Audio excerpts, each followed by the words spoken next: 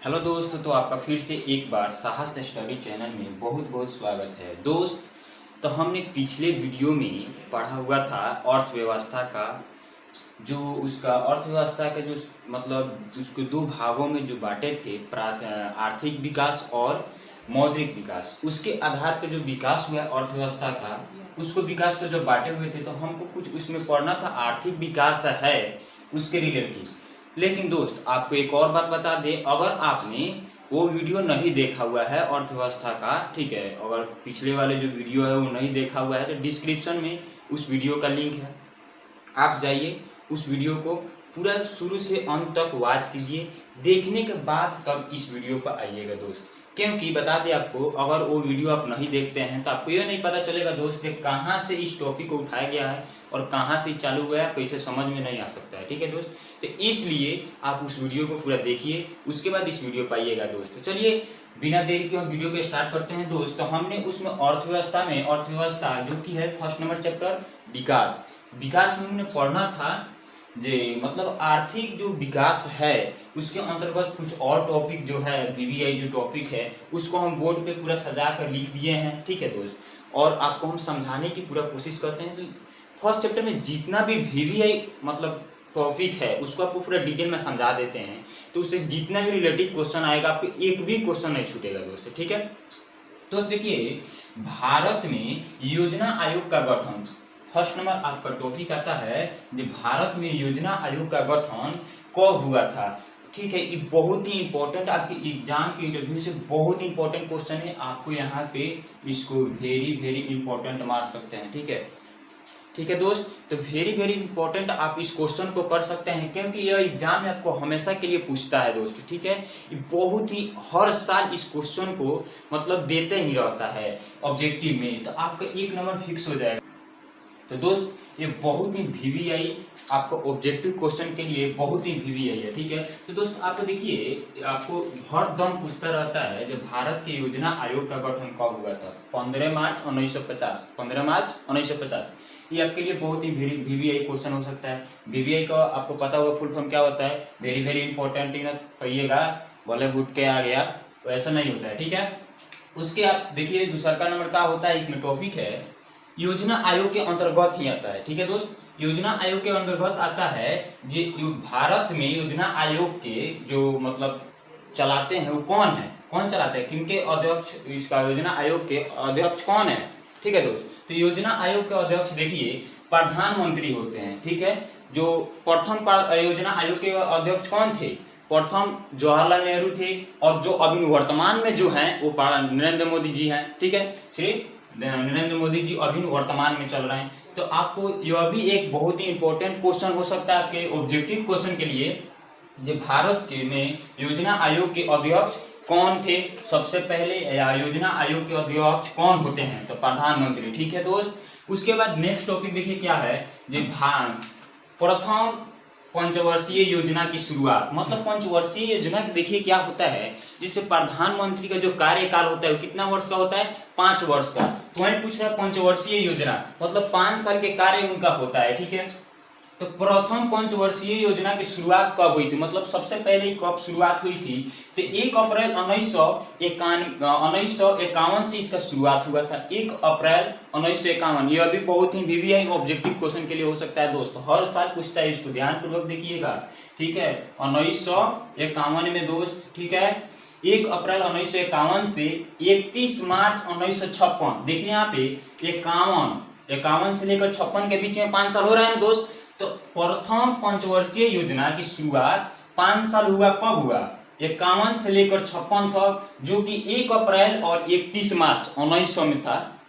1 अप्रैल 1951 से लेकर 1 मार्च 1956 तक। ठीक है दोस्त, उसके बाद देखिए नेक्स्ट टॉपिक जो आपके लिए है वो है 11वीं पंचवर्षीय योजना का कार्यकाल कितना दिन के लिए होता है। तो देखिए दोस्त, इसमें 5 या 7 आपको पंचवर्षीय योजना दिया हुआ है, 5 लगभग, लेकिन आपको सबसे इंपॉर्टेंट जो ये पंचवर्षीय योजना हमेशा एग्जाम के इंटरव्यू से जो हमेशा रहता है वो होता है प्रथम और 11वीं, ये हमेशा आपको पूछते रहता है। ठीक है दोस्त, तो 11वीं मतलब जब ये बुक जब लॉन्च हुआ था, एनसीईआरटी बुक सबसे पहले जब एथी किया गया था, जो ये मॉडर्न जो अभी बुक चल रहा है उस बुक के अनुसार 11वीं पंचवर्षीय योजना का कार्यकाल, मतलब उस वक्त पंचवर्षीय 11वीं चल रहा था, तो 11वीं पंचवर्षीय योजना के कार्यकाल जो है वो था 1 अप्रैल 2007 से 31 मार्च 2012 तक। यहाँ से देखिएगा 2007 से 2012 5 साल हो रहा है, ठीक है दोस्त। तो इसमें भी 5 साल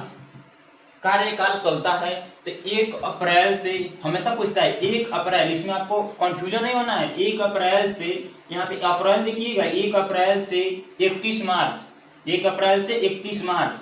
अगर आपको 11वीं पूछता है तो 2007 से 2012, अगर आपको प्रथम पूछता है तो 1951 से 1956। ठीक है दोस्त, आपको समझ में आ चुका है। उसके बाद नेक्स्ट टॉपिक के बाद में बात करते हैं हम। यहाँ पे आपका आर्थिक विकास जो है यहाँ पे खत्म हो जाता है। ठीक है दोस्त, कुछ और टॉपिक, 1-2 टॉपिक और मिल सकता है इस चैप्टर में, तो आगे बात करेंगे। लेकिन अभी जो है दोस्त वो है मौद्रिक विकास।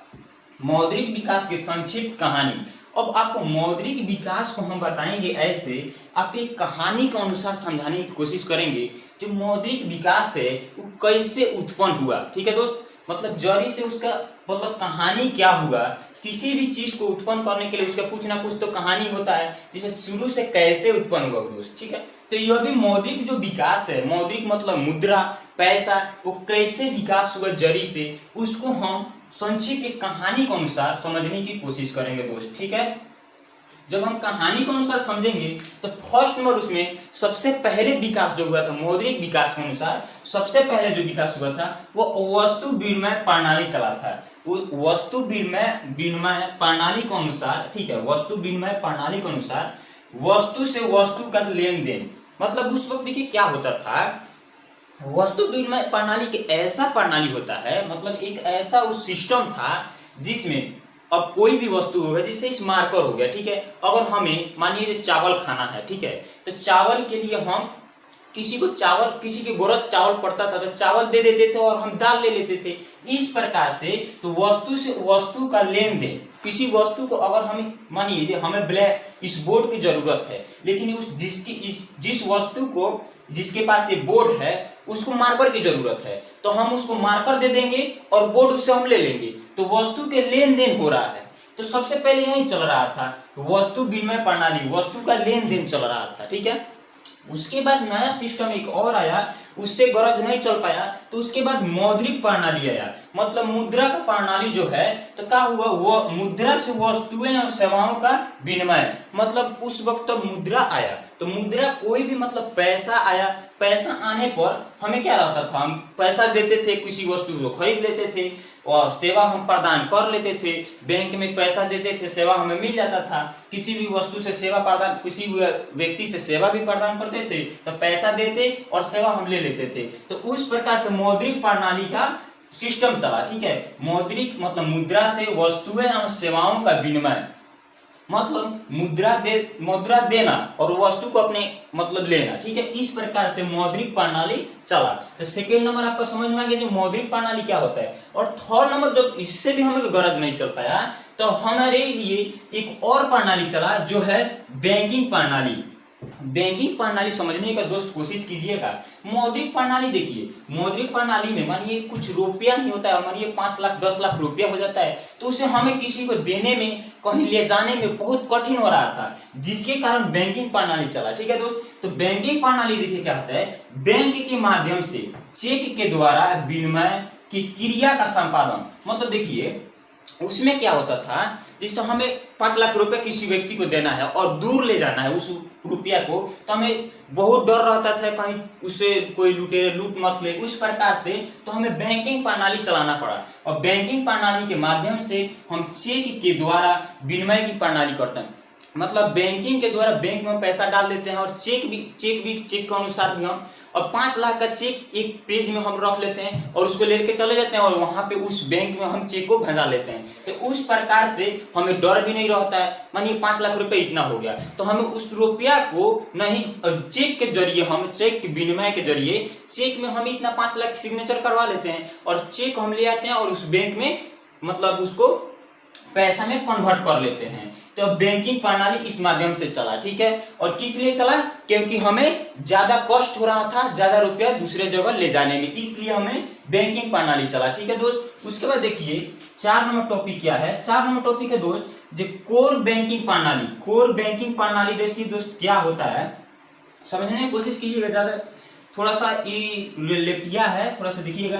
कोर बैंकिंग प्रणाली के अंतर्गत एक संकेत से एक व्यक्ति के खाते से, मतलब समझिएगा, कोर बैंकिंग प्रणाली के अंतर्गत एक संकेत से एक व्यक्ति के खाते से, कोई भी एक व्यक्ति हो उसके खाते से अवस्थित दूसरे व्यक्ति को किसी बैंक के माध्यम से पैसा का हस्तांतरण, मतलब क्या होता है हस्तांतरण? मतलब क्या होता है, जो मतलब ट्रांसफर करना, ठीक है। उस वक्त अब देखिए चेक भी ले जाना था तो चेक भी से डर लगता था, मानिए चेक कहीं भुला जाए तब भी डर लगता था, जिसके कारण कोर बैंकिंग प्रणाली चला। मतलब यहाँ से ही हमें दूसरे के बैंक में 5 लाख 10 लाख रुपए ट्रांसफर कर देना। हस्तांतरण का मतलब ट्रांसफर कर देना, एक व्यक्ति से दूसरे व्यक्ति में हमें रुपया को बैंक के माध्यम से ट्रांसफर कर देते हैं, तो कोर बैंकिंग प्रणाली उस प्रणाली को कहते हैं, ठीक है दोस्त, समझ गए आप। उसके बाद देखिए क्या होता है, 5 नंबर जो है वो एटीएम है। तो एटीएम उसके बाद हमें ये भी नहीं चल पाया, तो मतलब ट्रांसफर करने में बहुत दिक्कत है, बैंक में जाइए लाइन में लगिए तब ट्रांसफर हो पाता था, बहुत दिक्कत था, इसलिए हमें एटीएम चलाना पड़ा, जो कि हर कस्बे हर छोटे से गांव में भी एटीएम को लगाया जा सकता है, ठीक है। छोटे से यहाँ पे चौक चौराहे पे भी एटीएम लगा हुआ होता है, तो एटीएम हमें चलाना पड़ा। तो एटीएम प्रणाली देखिए दोस्त क्या होता है, जिसका फुल फॉर्म होता है एटीएम। एटीएम का जो फुल फॉर्म होता है ऑटोमेटिक टेलर मशीन, ठीक है। ऑटोमेटिक टेलर मशीन को हम हिंदी में क्या कहते हैं? संचालित टेलर मशीन। मतलब संचालित मतलब हमेशा चलता रहना, संचालित मतलब चलना, टेलर मशीन, ठीक है। यह एक प्रकार का मशीन होता है एटीएम, ठीक है दोस्त। तो एटीएम में देखिए क्या होता है, वह मशीन जो ग्राहकों को 24 घंटा मुद्रा निकालने तथा डालने मतलब जमा करने की सेवा प्रदान करता है। तो देखिए यहाँ भी सेवा प्रदान कर रहा है, क्या कर रहा है? यह सेवा प्रदान कर रहा है। तो सेवा प्रदान कैसे कर रहा है? मतलब जो एटीएम है, जो एटीएम मशीन है, वो हमें सेवा कैसे प्रदान करता है? हम उसमें 24 घंटा जो भी ग्राहक है, हम हो गए चाहे कोई भी व्यक्ति हो, जो आप देख रहे हैं आप भी हो सकते हैं, तो एटीएम में हम जाते हैं जब चाहे हम जाते हैं 24 घंटा, 12 बजे हो 1 बजे, जब भी जाते हैं, रात को दिन को जब जाएंगे एटीएम खुला रहता है, वहां पे जाएंगे हम, और एटीएम में हम 24 घंटा ये ग्राहकों को, देखिएगा दोस्त, ये हमेशा ऑब्जेक्टिव आपको पूछ सकता है, एटीएम ग्राहकों को कितना घंटा मतलब मुद्रा प्रदान करता है? तो 24 घंटा मुद्रा प्रदान या डालने या जमा करने, मतलब डालने और निकालने का सेवा प्रदान करता है। कितना घंटा? 24 घंटा हमेशा के लिए रहता है। तो ऑटोमेटिक टेलर मशीन जो है वो हमेशा ग्राहकों को 24 घंटा मुद्रा निकालने तथा जमा करने का सेवा प्रदान करता है। वो हमेशा जमा कर सकते हैं आप 24 घंटा और निकाल भी सकते हैं उससे, ठीक है। तो ये बहुत इसलिए लगाया गया क्योंकि बहुत सारा बैंक में ज्यादा भीड़ होने के कारण आप जाइए एटीएम में, अगर छोटे से शहर है तो वहां पे 5-7 एटीएम है, तब जाइएगा तो भीड़ नहीं लगेगा, ठीक है, और जल्द से आपका तेजी में काम हो जाएगा, जिसके कारण ऑटोमेटिक टेलर मशीन का उपयोग किया गया, ठीक है दोस्त। उसके बाद यहाँ पे 6 नंबर जो आता है वो डेबिट कार्ड, ठीक है।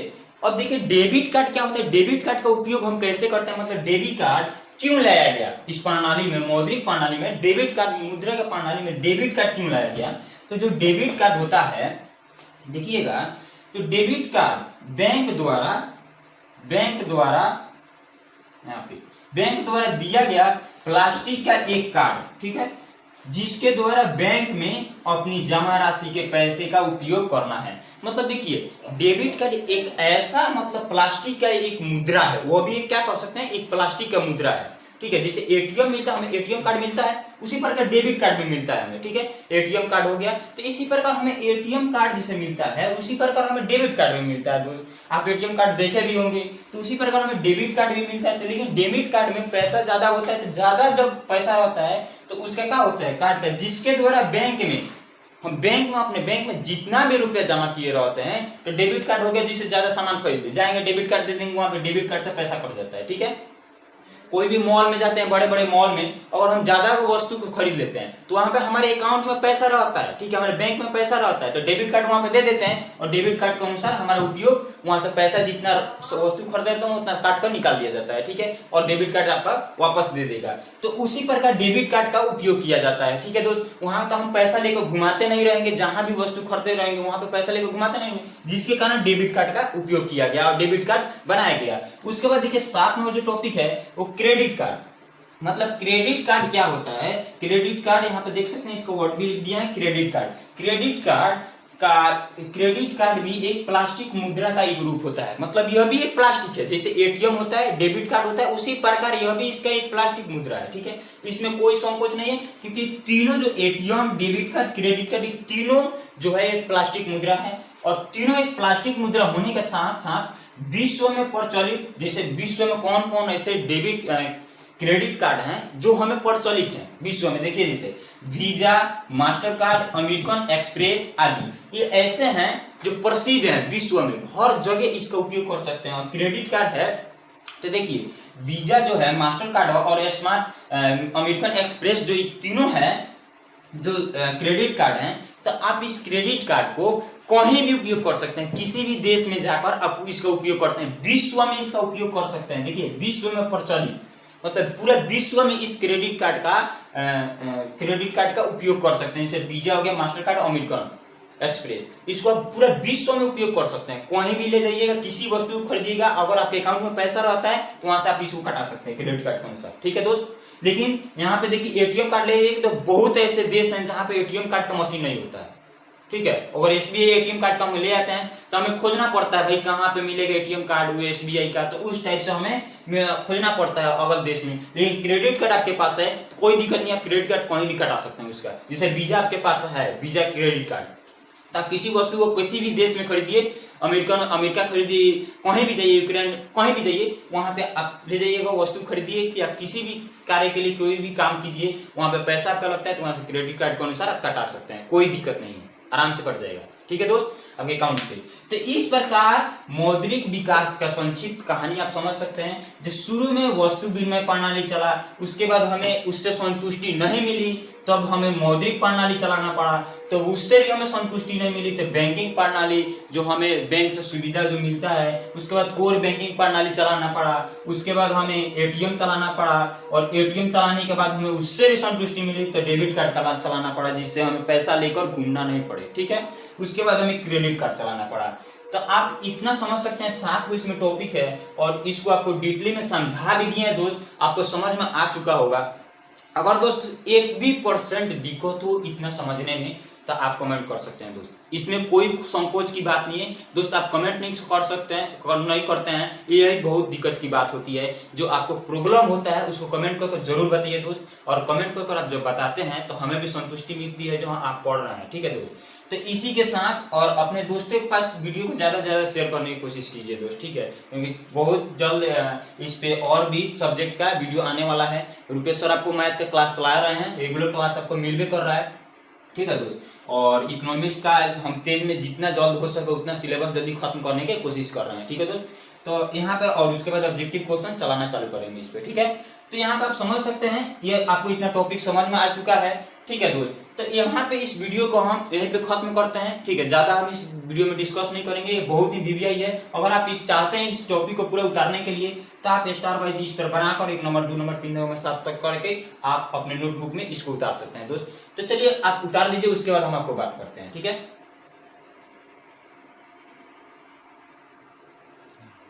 तो दोस्त तो चलिए यहीं पे इस वीडियो को समाप्त करते हैं। आपको कोई भी प्रॉब्लम हो तो दोस्त कमेंट जरूर कीजिए। ठीक है, आपसे ये नम्र निवेदन करना चाहते हैं, जब कमेंट जरूर कीजिए। आपको कोई भी प्रॉब्लम हो रहा है आपके कोचिंग बैच में या स्कूल में, आपका स्कूल खुल चुका है तो उसमें भी प्रॉब्लम हो रहा है, कोई भी क्वेश्चन फंस रहा है आपको, तो आप कमेंट कर सकते हैं कि भाई हमें एक प्रॉब्लम है, सॉरी हमें ये प्रॉब्लम है, आप बता दीजिए। ठीक है, हम बताने की जरूर कोशिश करेंगे, उसको पूरा डिटेल में समझाने की कोशिश करेंगे दोस्त। ठीक है, तो चलिए इसी के साथ इस वीडियो को यहीं पे समाप्त करते हैं, क्योंकि वीडियो लंबा हो चुका है।